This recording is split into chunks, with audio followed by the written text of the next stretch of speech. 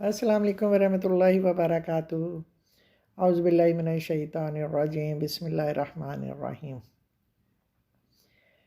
مردار، خون اور خنزیر کے گوشت کا حکم، اس سے پہلے ہم سورہ بقرہ میں آیت نمبر 172 میں تفصیل سے پڑھ چکے ہیں۔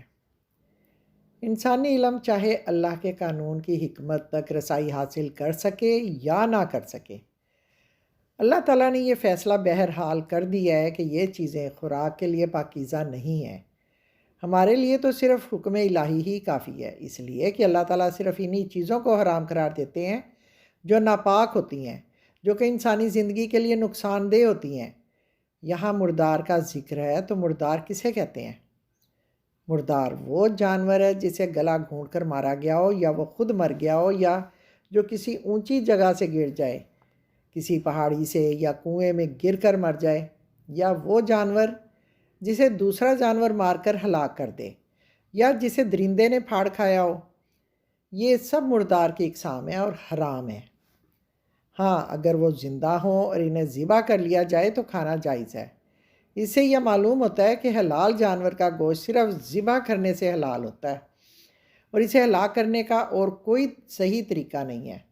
ذبح کرنے سے مراد حلق کا اتنا حصہ کاٹنا ہے جس سے جسم کا خون اچھی طرح خارج ہو جائے۔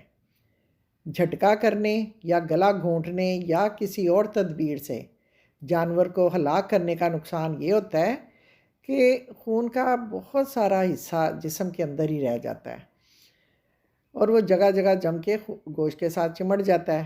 اس کے برعکس ذبح کرنے کی صورت میں دماغ کے ساتھ جسم کا تعلق دیر تک باقی رہتا ہے، جس کی وجہ سے رگ رگ کا خون کھینچ کر باہر آ جاتا ہے، اور اس طرح پورے جسم کا گوشت خون سے پاک ہو جاتا ہے۔ خون حرام ہے، اس لیے گوشت کے پاک اور حلال ہونے کے لیے ضروری ہے کہ خون اس سے جدا ہو جائے، اس میں بالکل بھی خون باقی نہ رہے۔ مشرکین بتوں پر جانور ذبح کرتے تھے اور جاہلیت میں ان کا خون بتوں پر ملتے تھے۔ عربوں کے علاوہ دوسری اقوام میں بھی ایسی رسومات ہوتی ہیں، یہ حرام ہے۔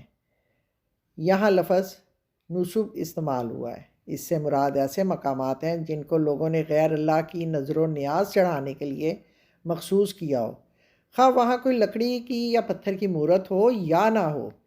ہماری زبان میں اسے ہم معنی الفاظ آستانہ یا استحان کہتے ہیں۔ جانوروں کو بتوں پر ذبح کرنا، خواہ اس پر اللہ کا نام ہی کیوں نہ لیا گیا ہو، وہ حرام ہے، اس لیے کہ بتوں پر ذبح کرنے سے بہرحال شرک لازمی آتا ہے۔ اور اب کہا جاتا ہے کہ یہ بھی حرام ہے کہ پانسوں کے ذریعے اپنی قسمت معلوم کرو۔ عرب میں لوگ تیر کے ذریعے فال گیری کرتے تھے، ان تیروں کو ازلام کہتے تھے۔ بعض اقوال کے مطابق یہ تیر 3 تھے اور بعض کے مطابق 7 تھے۔ مشرکین مکہ کسی دیوی یا دیوتا سے قسمت کا حال معلوم کرتے، غیب کی چیز دریافت کرتے۔ اس غرض کے لیے کعبہ کے اندر سنبل دیوتا کا بت تھا، اس کے استحان میں 7 تیر رکھے ہوتے تھے جن پر مختلف الفاظ اور فقرے لکھے ہوتے تھے۔ کسی کام کے کرنے یا نہ کرنے کا سوال ہو، یا کوئی بھی چیز کا پتہ پوچھنا ہو، خون کے مقدمے کا فیصلہ کرنا ہو، غرض کوئی کام بھی ہو، اس کے لیے جو ہے سنبل کے پانسا دار کے پاس جاتے تھے، اس کا نذرانہ پیش کرتے تھے اور پھر حبل سے دعا مانگتے کہ ہمارے اس معاملے کا فیصلہ کر دے۔ پھر پانسا دار ان تیروں کے ذریعے فال نکالتا تھا، اور جو تیر بھی فال میں نکل آتا اس کو حبل کا فیصلہ سمجھا جاتا۔ اسی طرح جوئے میں یہ تیر استعمال ہوتے تھے، ان کے ذریعے یہ لوگ ذبح کیے ہوئے جانور کا گوشت بھی تقسیم کرتے تھے۔ ہر شخص کا ایک تیر ہوتا تھا، اور جانور کا جو حصہ جس تیر کے لیے مخصوص ہوتا، اگر وہ نکل آتا تو وہ گوشت اس کا ہو جاتا۔ اللہ تعالیٰ نے اس طریقے سے گوشت کی تقسیم کو حرام قرار دے دیا، کیونکہ یہ بھی جوئے کی ایک قسم تھی جسے حرام قرار دیا جا چکا تھا۔ اور یہ کہ آئندہ کیا ہونے والا ہے، زندگی میں کیا ہوگا، ایسے کسی طوطے سے فال نکلوا لینا، کسی آدمی سے دریافت کرنا، اس سے معلوم کرنا، کسی چاند اور تاروں سے حساب لگوانا، یعنی کوئی بھی ایسا شارٹ کٹ یا کوئی بھی ایسی چیز کے اتفاقی بنیاد پر آپ کی زندگی کا رخ چینج کر دیں، ایسی ساری صورتوں کو منع کر دیا گیا ہے کہ قسمت کا کسی بھی ایسے ذریعے سے معلوم کرنا جو یقینی نہیں ہے، یہ تمام چیزیں حرام ہیں۔ حدیث ہے کہ اس شخص کے جنت اور اس کے درمیان کوئی فاصلہ نہیں ہوگا جس نے کبھی شگن نہ لیا ہو۔ 70,000 لوگوں میں سے جو بغیر حساب کتاب کے جنت میں جائیں گے، یہ لوگ بھی ان میں شامل ہوں گے۔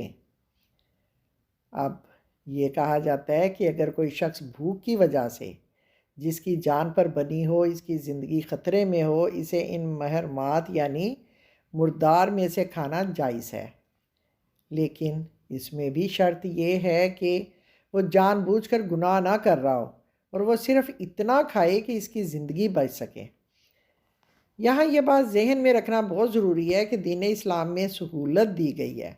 ضرورت کے وقت اسلامی احکام میں سختی نہیں کی جاتی اور نہ ہی لوگوں کے لیے مشکلات پیدا کی جاتی ہیں، بلکہ ان کو سہولت دی جاتی ہے۔ ان معاملات کو لوگوں کے حالات پر چھوڑ دیا جاتا ہے اور خدا خوفی اور خدا ترسی کے حوالے کر دیا جاتا ہے۔ اب اس کے بعد مسلمانوں کو خوشخبری دی گئی کہ آج ہم نے تمہارے لیے تمہارے دین کو مکمل کر دیا۔ یہ آیت میدان عرفات میں 10 ہجری میں حجۃ الوداع کے موقع پر نازل ہوئی تھی اور یہ آخری وحی تھی۔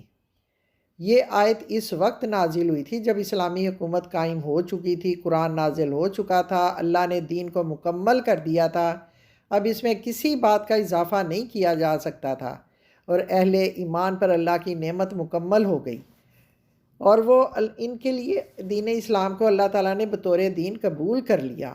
اور آج سے جو شخص اس کے سوا کسی اور دین کو پسند کرے گا تو گویا وہ اللہ کی پسند کو ترک کرے گا۔ اس آیت کے ذریعے اللہ تعالیٰ نے اعلان کر دیا کہ تمہارا نظریہ حیات مکمل ہو گیا ہے، تمہاری شریعت مکمل ہو گئی ہے، اور یہ ہے دین۔ اس دین میں اب کوئی نقص نہیں ہے اور نہ ہی کوئی کمی رہی ہے۔ اس طرح لوگوں پر اللہ تعالیٰ کا فضل و کرم مکمل ہو گیا۔ اس آیت کے نزول سے حضرت عمر رضی اللہ تعالیٰ عنہ کی تیز بصیرت نے، ان کی عقل مندی اور دانائی نے، ان کے شعور نے معلوم کر لیا کہ اب حضور صلی اللہ علیہ وآلہ وسلم کے دن دنیا میں کم رہ گئے ہیں، آپ کا آخری وقت آ گیا ہے، کیونکہ آپ نے اللہ کی امانت لوگوں کے سپرد کر دی ہے، اللہ کا پیغام پہنچا دیا ہے، اب صرف اللہ کے ساتھ ملاقات باقی ہے۔ چنانچہ اس آیت کے نازل ہونے کے بعد آپ رونے لگے اور سمجھ گئے کہ حضور کی جدائی کا وقت اب بہت ہی قریب آ گیا ہے، اور اللہ تعالیٰ نے کہہ دیا ہے کہ تمہیں مزید کسی ہدایت کی کسی پہلو پر بھی رہنمائی کی ضرورت نہیں ہے، اور یہ مکمل دین قرآن کی شکل میں ہمارے پاس ہے۔ اہل اسلام کو مدینہ طیبہ میں جو ہدایت دی گئی تھی، کیا یہ صرف اہل مدینہ کے لیے تھی؟ ہرگز نہیں۔ کیا یہ صرف اس دور کے اس نسل کے لیے تھی؟ ہرگز نہیں، بلکہ یہ ایک عام خطاب تھا۔ یہ خطاب ہر زمانے، ہر دور کے مومنین کے لیے ہے، جسے اللہ نے خود ہمارے لیے پسند کیا ہے۔ اللہ تعالیٰ نے ہر چیز کو ہمارے لیے پسند کیا ہے، ہماری بول چال، ہمارا لباس، ہمارا کردار، ہمارا اٹھنا بیٹھنا، سیاست، معاشرت، اور اس دین کو ہمارے لیے پسند فرمایا ہے۔ یہود کہتے تھے کہ اگر یہ آیت ہم پر اترتی تو ہم اس دن عید مناتے۔ اسلام نے عربوں کو جاہلیت سے نکالا، قابل نفرت عادات کو چھڑایا، طبقاتی امتیازات ختم کر دیے۔ اس وقت تمام امراء اور سردار لوگوں پر ظلم کرنے کو اپنی عزت اور مرتبے کی نشانی سمجھتے تھے۔ نعمان ابن مندر ایک عربی بادشاہ تھا۔ وہ اس قدر ظالم اور احمق تھا کہ اس نے اپنے لیے 2 دن مقرر کر رکھے تھے۔ ایک خوشی کا دن، اس دن اس کے پاس جو بھی آتا وہ اسے مویشی عطا کرتا، اور اس نے ایک غم کا دن مقرر کیا ہوا تھا۔ اس دن جو کوئی اس کے پاس آتا وہ اسے قتل کر دیا کرتا تھا، اور صبح سے شام تک اس کا یہی معمول رہتا تھا۔ اسی طرح کلیب ابن وائل کے بارے میں کہا گیا ہے کہ اسے کلیب اس لیے کہا جاتا تھا کہ جہاں اسے کوئی شکار پسند آ جاتا وہ وہاں اپنے کتوں کا جھنڈ چھوڑ دیتا تھا۔ اب کوئی شخص بھی جو ان کتوں کے بھونکنے کی آواز سنتا وہ اس علاقے کے قریب جانے کی جرت بھی نہیں کر سکتا تھا۔ کہا جاتا ہے کہ وادی اوف میں کوئی شخص آزاد نہیں تھا، اس لیے کہ وہ وادی اوف میں کسی آزاد شخص کو رہنے ہی نہیں دیتا تھا۔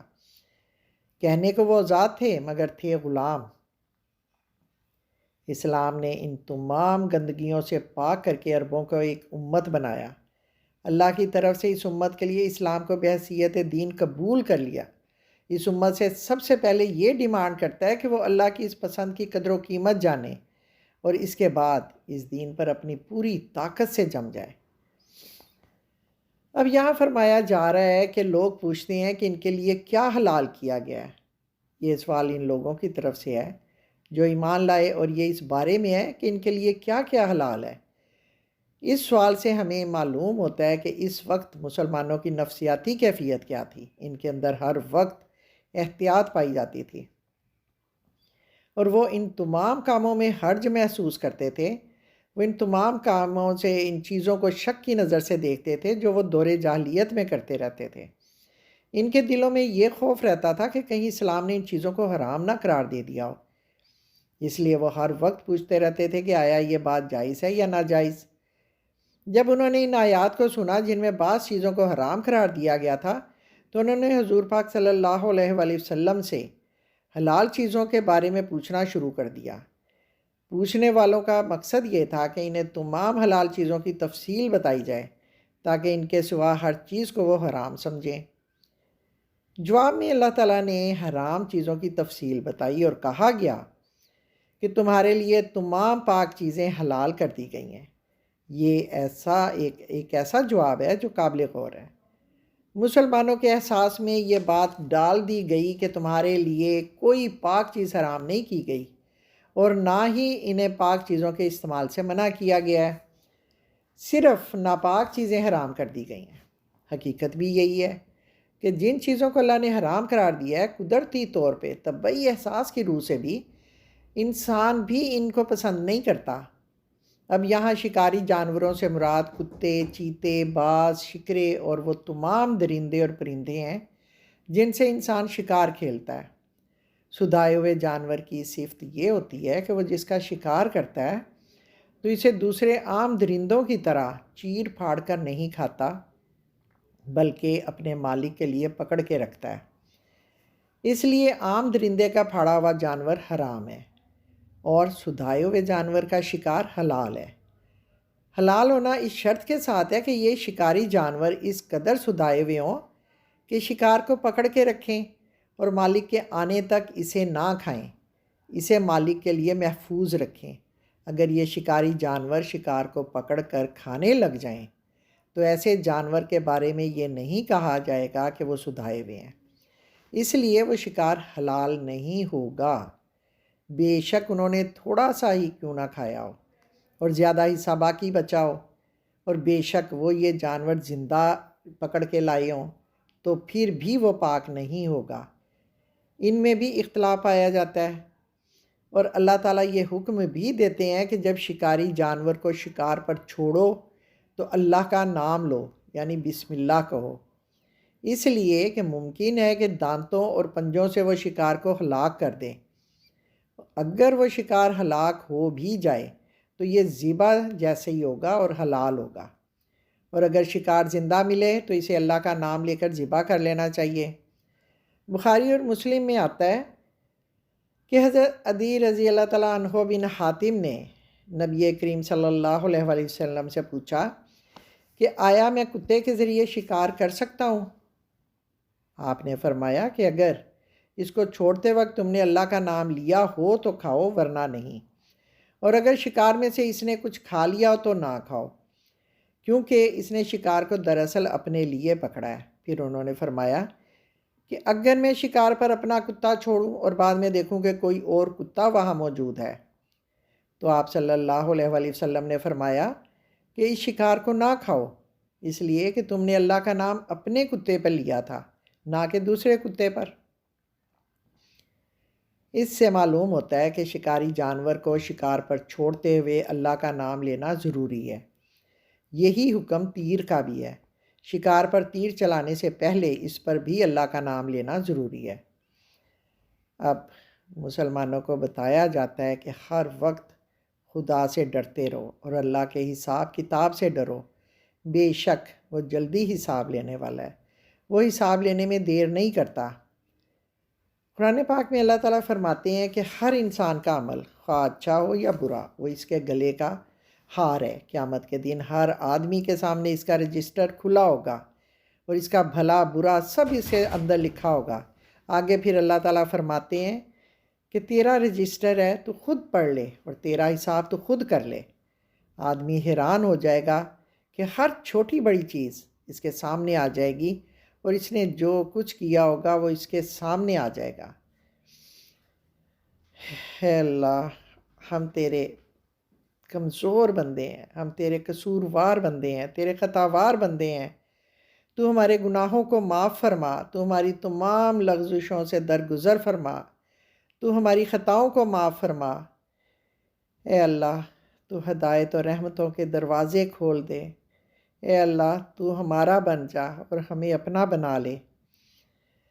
ہمارا اپنے اپنے وقت پر ایمان پر خاتمہ فرمانا، اور اے اللہ تو ہمیں بغیر حساب کتاب کے جنت الفردوس عطا فرمانا۔ آمین یا رب العالمین۔ فی امان اللہ۔